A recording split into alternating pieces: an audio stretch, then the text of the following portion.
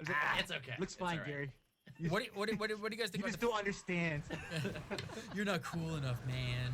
I mean, it's gonna really, it's kind of dividing. I mean, I guess it's good that they're standing apart. I mean, if they had done it, if they had gone the way of some other game that's coming out, possibly, everyone would have probably just compared it to that and be like, oh man, they're just ripping off that other game called Star Wars. We're comparing it to that now. I know. I don't think it matters.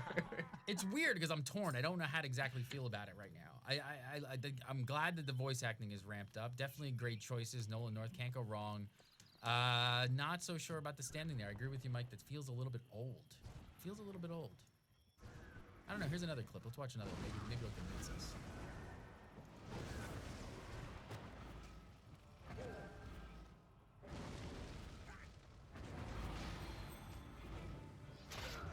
Sergeant, there are more centaurs on the other side of town. Captain Thackeray's calling for reinforcements at the garrison. If he's calling for help, it must be serious, but I can't spare anyone. I'll go. Captain Thackeray's never failed Divinity's Reach. If I can help him, I will. Balthazar bless you. That's the spirit that'll win this war. Good luck. So again, I don't hate it. I definitely don't hate it. I don't know if it draws me into the characters a lot. Like, sliding her off and just dissolving her to another new character, I'm like, who is this? Well, I'm sure I know who it was while I was playing the game, but I'm still like... I see what you're saying there, but I think it feels a lot less slow than the first one we looked at because they bring one out and bring one in kind of that older RPG style. I think the biggest problem that I have with it is just how slow it feels when I'm sitting there just watching one person. So even if this is the style that they're going with, which clearly it is, I feel like there needs to just be more motion going on. And if sliding, like I said, sliding someone in and out made that one in particular feel a lot less slower than the first one. Yeah, and see, that's what I'm talking about when I say, like, it's that old style, you know? It's like, remember, like, Metal Gear, you know, like, when you're on the comms, and you have, like, the dude's face, and then, like, it fades out, it shows, like, another person's face, because you're talking to, like, two different people over the comm network, right? It's like that kind of thing.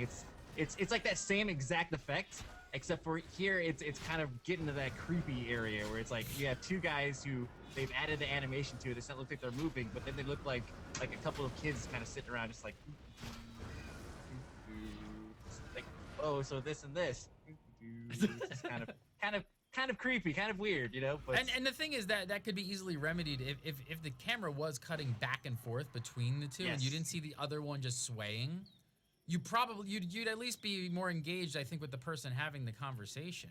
I don't know. Yeah, I'm not. Plus, it'd give them a chance to kind of show off like how good their character models look. You know, I mean, you look at this video; it looks amazing. I mean, oh yeah. Why not do like a crop and cut in on them a little closer as you're talking to each person? Keep the background; it's fine. There was a moment in the first one. It might have just been coincidence, but it was kind of when the male character made kind of a humorous joke.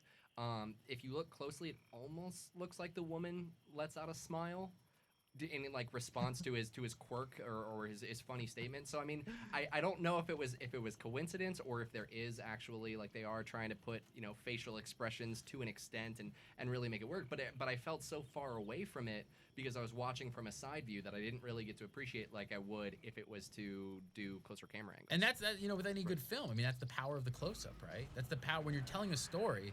The power is, especially when you're telling a story and you hit a dramatic moment and you push in for that close-up on somebody's face and you can see some expression and some emotion. That's what sells players on this stuff. And I don't know if these medium shots from like the waist up or thigh up kind of sell it as good as they possibly could have.